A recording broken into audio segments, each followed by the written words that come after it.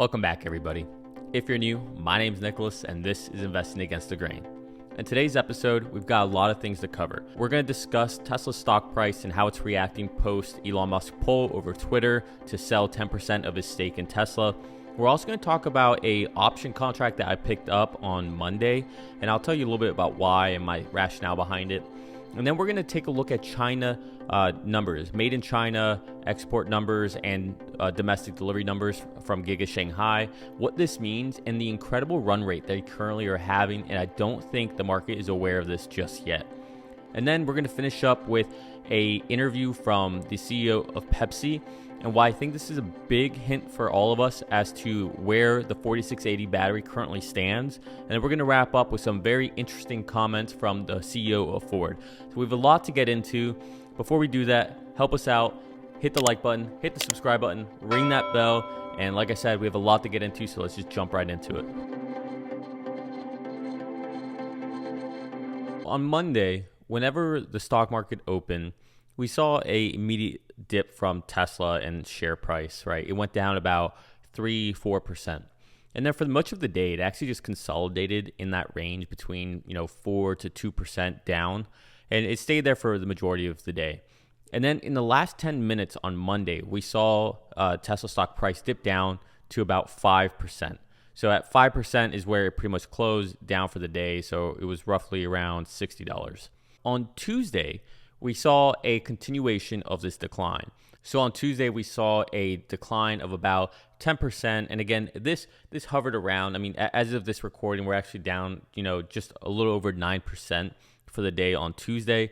And so this is pretty much what I expected. I talked about this on my video for Monday, or I recorded on Sunday, but I mentioned this on Monday that it was one of the scenarios I could see where we saw a dip on Monday, we saw continued pressure on Tuesday, and I still think that on Wednesday we might see a little more pressure. But what I anticipate happening is Thursday and Friday, I see a lot of what we've lost as far as the share price to start coming back into the market. I see it to start to develop back up. So again, this could have been a lot worse. This could have been a lot more drastic than we expected, and I honestly think this is one of the more muted reactions that we could have expected. And so let's go ahead and talk about what I did. So on Monday, I was actually on the phone with my best friend, and we were talking about, should we get in? Should we buy some more? What should we do? And I actually had decided not to do anything. I decided, at 2 or 3% down, there's really no deals out there. There's nothing worth me getting into. So I decided, right then with him, all right, it's not worth it. This isn't the bargain I'm looking for. And then, of course, I really want to do something. I just had this itch. And so around 3:50 p.m., so right towards the end of power hour, all of a sudden, like I mentioned, the stock dropped to about levels of 5-6%. And so then I decided, let's just go ahead and get into an option contract. So I went ahead and bought a contract for March of 2023 with a strike price of $2,000 a share. And so I thought it was a pretty good deal. It was about, just over $12,000 for that contract. So I went ahead and purchased that. I think this is a fairly conservative, leap to get into. I know we're, pretty far away from 2,000, but again, this gives me a little over a year to get to that, to realize that 2,000. And the real thought behind my process with that is that we have so much coming soon, right? Number one, with the China numbers, which we'll get into here in a second, the China numbers show an incredible run rate for Giga Shanghai. Okay, this year may be a lot higher than what we actually, started to forecast not too long ago.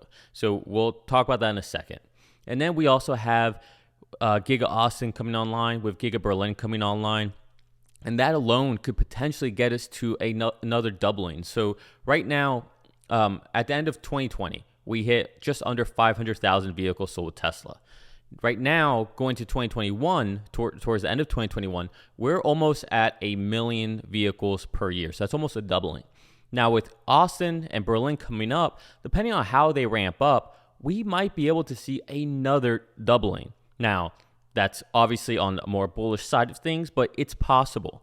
And then to add to that, 4680 batteries, I think, will really start to be part of the equation, and we're going to start seeing more benefits from a margin perspective. We're going to see more benefits with margin because Berlin and Austin are up and running, so less delivery costs associated with every vehicle sold. So I think a lot of good stuff are going to come into the fold for Tesla. And I think this results in more margins on the upside for Tesla. And so I think all of that's really going to potentially buoy the stock up to, at least a $2,000 stock price by the end of 2022. And so keep in mind, once that happens, end of 2022, I still have another 3 months before these options go worthless. So I think there's a lot of potential for this to be a good call option.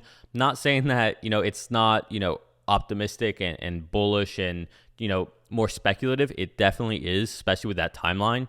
But it is a potentiality. It's a very small percentage of my portfolio. And so that's why I went ahead and opened it. You can consider this more of a lottery type option with a, higher chance of hitting it. I would say there's about 60% chance of actually having this contract become successful. All right, so with that said, that's a little bit of what I did. That's talking about the stock price. I don't want to belabor this too much more. I want to get into the more important stuff, the China numbers for October. So let's take a look at that now. Here we can see my model that tracks all of the made in China numbers. You can see up here we have what was exported and what was sold domestically. Just as a reminder, especially for anybody who's new to the channel, the way Tesla works now, which really started right here in July, is that now Giga Shanghai is the export hub for Tesla. And so before it was Fremont, now it's moved over to Shanghai. And the reason it's important to understand that Shanghai is the export hub is because the first month of every quarter for the export hub, that is when we see the most exported vehicles rather than domestic sales. And the reason for this is that we want as much time as we can have in order to deliver these vehicles. So if we make them in the first month, right, we essentially have a nice 2 months in order to get the vehicles to their destination. So time's on our side for that. And then as we get towards the end of the quarter, we start focusing more and more on local domestic sales because it's less time to get it into the hands of owners. And so with the understanding of that framework, let's take a look at the numbers. So total numbers came out to 54,391. Okay, this was an amazing number. We had made in China export sales of 40,666 and domestic sales of 13,725. Now, if we take a look at this from a percent perspective, look here, made in China month over month. Now, this is just going from the total made and sold, whether it's export, domestic, right? We're looking at the whole number. We can see that we're down 3% month over month. Now, again, keep things in context. September was the last month in Q3. So the last month in any quarter is where we have the most sales. The most numbers come from that last month. And so to only see a 3% decline from the last month of Q3 into the first month of Q4, that is very impressive, right? Here we can see the same thing, right? This was the first July, here was the first month of Q3, and this was the last month of Q2. So again, last month we expect to have the highest numbers, and we saw a very, very minimal drop here. So that's good to see, right? We want a low drop here. Now, when we look at it from a year-over-year perspective, Tesla from October of 2020, right? So if I click on here, you can see this is from October of 2020. Compared to October of 2021, it's a 348% increase. You don't have to be rocket science to understand that's massive.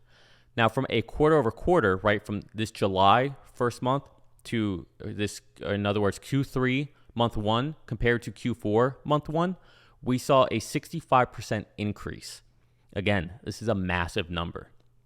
Domestic month over month, right? We can see all these, right? These are all obviously going to fluctuate.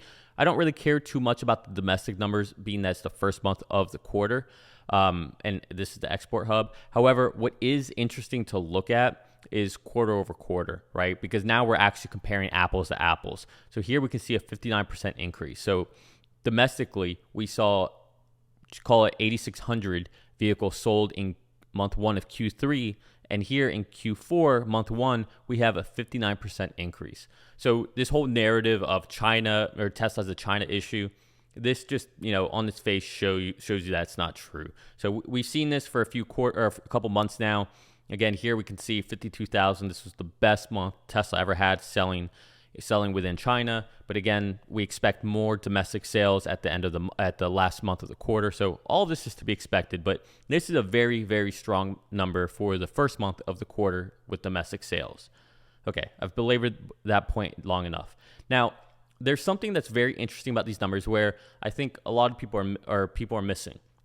According to what I'm hearing, the first week of October, Tesla was shut down in China. And the reason for this is a national holiday where nobody works. Now, I don't know if that meant they just had a very minimal manning type system where they still had vehicles being produced or not. But for the sake of just keeping things simple, right? We'll use the KISS method. We'll talk about this as if October, the first week, had 0 cars made.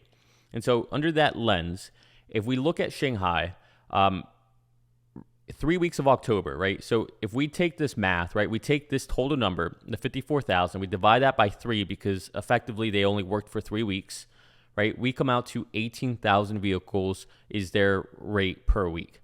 If we extrapolate this out to the remaining 8 weeks, we'll have 145,000 vehicles left to be made. And now, if we look at this from a Q4 total perspective, right, we're going to see 199,000 vehicles. Okay, so essentially, we're going to be adding in what's remaining plus what we just had for this month. So this is the next 2 months of the quarter plus what we had for this month. Now, if we take this number, right, and this is only going to be for Shanghai, with 200,000 vehicles effectively for Q4. If we take that and we add in what we expect from Fremont, which will be conservative, we'll just say 100,000 vehicles. This puts us at 300,000 vehicles for the quarter. Okay, this would be a massive beat. Keep in mind, in Q2, we had 201,000 vehicles. In Q3, we had 242,000 vehicles. If this is accurate, we're going to be at 300,000. Okay, we thought Q2 to Q3 was a massive jump. Q3 to Q4 is an even bigger jump. Okay, this could be absolutely incredible. And this is only factoring in Fremont and Shanghai. And keep in mind, we're also discounting Fremont here. Now, I want to take a look at this from a different perspective as well. If we look here, Q1, we had 184,000 vehicles. Q2, 201. Q3, 241. Okay, these are numbers I talked about. If we add in here what we anticipate for Q4, and we go ahead and we change this, and we make this to be a summation of all that, we're sitting at 926,000 vehicles for the year, for all of 2021. This is only Fremont and Shanghai. This includes all the downtime that Tesla had for all the holidays and everything. This includes the refresh of the S and X that those, still haven't really ramped up. This includes the whole chip shortage, all that, right? Just throw all the headwinds into this. This is where we're at. And again, I think this is conservative because we're still not even factoring in the potential of a Giga Berlin or Giga Austin putting out a few cars. So, if they put out, 10 or 15,000 each, add 30,000 to this, right? I mean, we might be seeing something like 960,000 vehicles for the year. Now, I really don't anticipate seeing any deliveries from Berlin or Austin. I would love to see it, but I'm just trying to be a little more conservative. I think this number is pretty conservative. Again, we're assuming only 100,000 from Fremont, but this is very exciting. So what I'll be doing in the future videos, I'm going to be adding this into my spreadsheet. I'm going to refine this number probably a little more, put a little more thought into this, but this is just, quick, simple KISS method math, just to show you what we might be looking at for year end. And you can take that and compare it against other analysts. So this is very exciting. I think this is something that has not been recognized within the stock market. I don't think TSLA is reflecting these incredible run rates. I think there's a lot more movement to be had here, especially into the year end. And I think we're going to see a lot of momentum starting to pile back into Tesla here soon, especially as we get into, the end of November and most of December. And then, of course, in January, we'll have the actual Q4 earnings. So there's a lot of excitement to come. We have Berlin will open up. That will probably add excitement to the stock. We have Austin opening up. That'll add more excitement. So there's so much going on. All right, that's China numbers. Now I want to dive into this interview from Squawk Box with Pepsi CEO. And I don't really care about the whole Pepsi semi-truck, narrative, but I just want you to watch this because I think this is a great sign of what's to come with the 4680 batteries. So let's take a look at that interview real quick. Raymond, good to see you again. It's good to see you, Jim. Here's what I want to know. You have your own truck network. You have your own delivery system.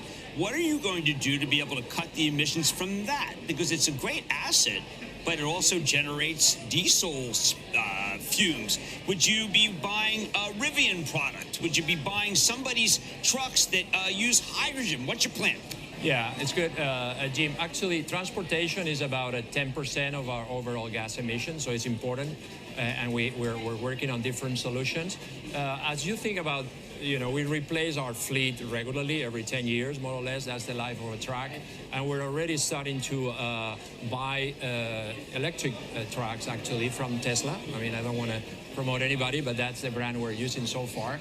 And we're getting our first deliveries this Q4. So it's something we started a few years ago. We're working with Tesla. So there you can hear Pepsi intends to take delivery of the Tesla semis in Q4. So what that tells me, more so than the semis, okay, that's great and all, and that's exciting, sure. But the Tesla semis, from my understanding, are to be relying on the 4680 batteries. What this says is that Cato has, made enough 4680 batteries in order to supply for the semis. Cato is a actual legitimate plant for battery manufacturing, but it's not at the scale that we would need for the likes of Austin or Berlin, right? That's why they're going to have their own battery plants themselves. However, Cato is making viable batteries, it seems, and that's what's going to be in these semi-trucks. In my opinion, I don't know that for sure, but that's what it seems like. Now, if that is true, what that means is that what Tesla's been telling us all along is true. The batteries are viable. They work. Okay, they have confidence in them. Now, all they're working on is how can they make the production line as efficient as possible with as minimal amount of roadblocks. Okay, with the least amount of choke points is what you need. Because if you have one part at all in that process that slows you down, that slows everything, right? So you're only as fast as the most limiting part of that process. And that's what they're trying to avoid, right? They want to try to iterate on whatever is the biggest bottleneck they have so that then they can, really increase production. And the cool thing about what they're doing at Cato is they're actually doing this at a fairly large scale so that whenever they go into a bigger scale for Austin or Berlin or Shanghai, they have already worked out all of the kinks for this. So that's, just once again, another brilliant move by Tesla. But this gets me very excited about the 4680 battery, and it tells me that we might actually be on track to start really producing these in 2022, early 2022, mind you. So I can see this happening in in Berlin or Austin, maybe around March or April is when we start to see things with the 4680. I think that would be on the more optimistic side. At the latest, I could see in the summer. But either way, like I mentioned before, once the 4680 hits, that's just going to be a big buoy to the margins for Tesla each quarter. So that's something to watch out for.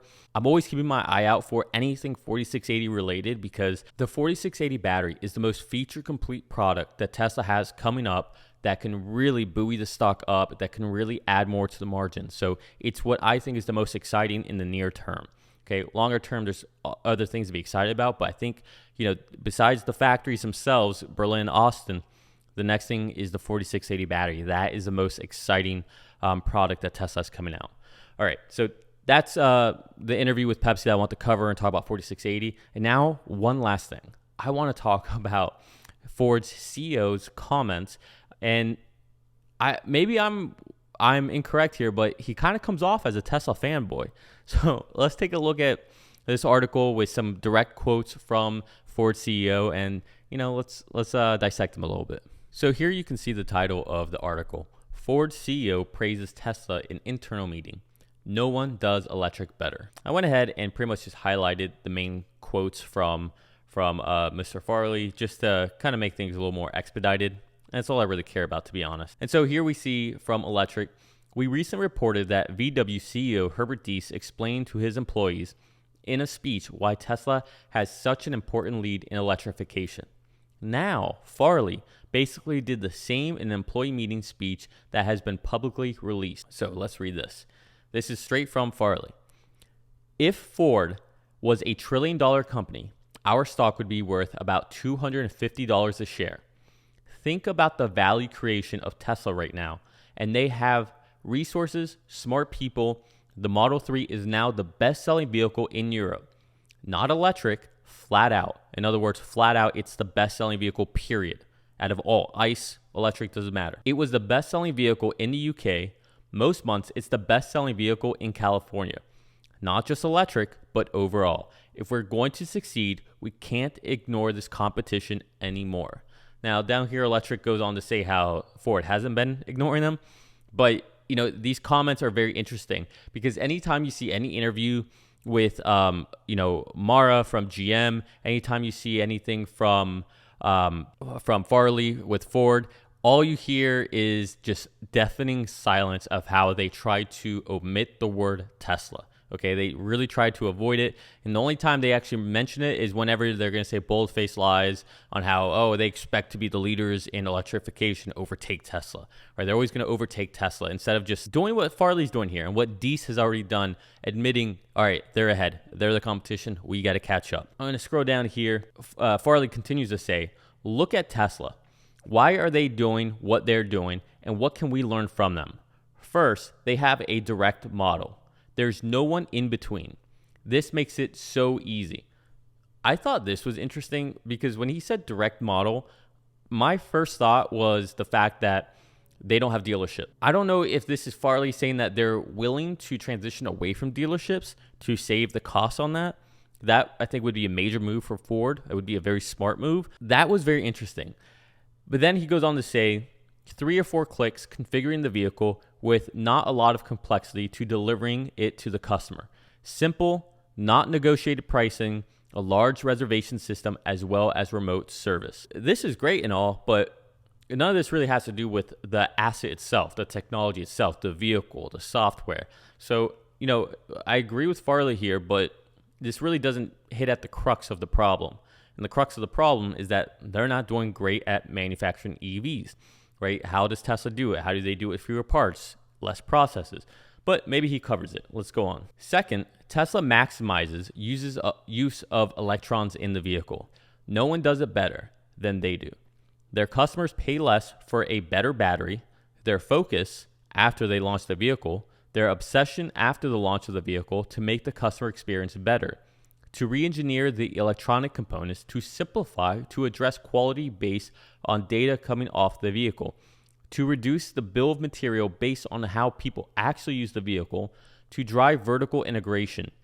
So they do more and they solve the hardest problems at Tesla. And they manage every electron so they can be as efficient as possible with the expense of battery. This is good. I'm glad he covered the tech itself. And, he is saying it in a very simplistic way, in a very high level way. And it's funny, kind of his use of electrons here. But this is a great point. And everything he's saying is true. And it's great to finally hear him admit this. All right. If only GM could admit the same thing, I think they'd go a long way. And part of me kind of wonders if, seeing him talk about this, hearing Diess talk about Tesla the way he has, if there is something more going on underneath the covers that we don't know. I mean, this might be them getting ready to try to license out FSD eventually when it's ready. And so they want to make sure that they're on, they're competitors with Tesla. But as you can see, Elon had no problem going with Herbert Diess to a internal Volkswagen meeting. Maybe Farley is trying to get on a, friendly, kind of, frenemies type relationship with Elon as well by having this go public. All right, this didn't have to go public, but apparently it did. So then the third point here. Third, the product itself is highly differentiated from the rest of the ICE field, and the complexity is tiny compared to OEMs. That allows them to have enormous reuse that we've never seen in our ICE business. Tesla can scale quickly because of that complexity reduction. They can drive costs down, which they have. They can keep processes simple. So that's pretty much the end of that article. And again, everything Farley's saying here is correct. I find it a little interesting that this got leaked out, or that he reportedly, or they it seems like they allowed it to get out. They made it public, it seems. I don't know what this is all about, but it is a sign of the times. It gives credence and validation to Tesla, where their stock price is. And this is, again, their biggest competitors talking about this, right? Ford is arguably the biggest competitor to Tesla in the United States. Volkswagen, second largest auto manufacturer company in the world, doing the same thing, right? It's very clear that these CEOs are realizing that Elon Musk, Tesla are the real deal. They're the real competition. Even though analysts don't see that yet, even though they think, a $1.2 trillion market valuation is insane, they're understanding this, okay? And a lot of what he just said here really is why Tesla has such large margins. Now, it's good to say all these things and, respect where it's due, Farley. Like, I think it's great that you're talking about this, but just because you talk about it, it's the same thing I keep talking about with GM and Ford and Volkswagen, where they keep talking about how they're going to invest money in order to get batteries and to get better production and, all these things. Just because you make the investment doesn't mean the outcome is going to be successful, all right? That's very important. Just because you acknowledge this doesn't mean that creates change in the proper culture. That's what they're going to have to figure out internally. They're going to have to foster a culture of less process, of the best part is no part, of less friction, of, inspiring ideas rather than just taking what's already in the bin, old parts, and we're going to reuse that. That's arguably their hardest challenge. And then on top of that, they need to get talent. They need to get software talent. They need to get, battery talent. They need to get chemistry talent. And I don't think they're going to get that. But with that said, this does seem like a move to me to, like I said, create a better relationship with Tesla and Elon so that down the road, they can possibly license out FSD. I really think that's where this is all going to lead to. I think most car manufacturers out there will be licensing FSD once it's ready for prime time, once it's out of beta. And I think that's going to be something that everyone's going to have to do. And the companies who don't license FSD, I think, will be the ones who go bankrupt. Those are my thoughts. I know we covered a lot today in this video. Hopefully you enjoyed it. Let me know below in the comments what your perspective is of all this. I love hearing from all of you. As you can tell, I try to reply to as many comments as possible. I do have a day job as well, so I'm not always available, but I do my best to read every single comment and reply as much as I can. So just let me know below what your thoughts are. All right, we're gonna leave it there for today. Do me a favor, hit the like button, hit the subscribe button, ring that bell. All right, I love you all. Have a great day. Peace.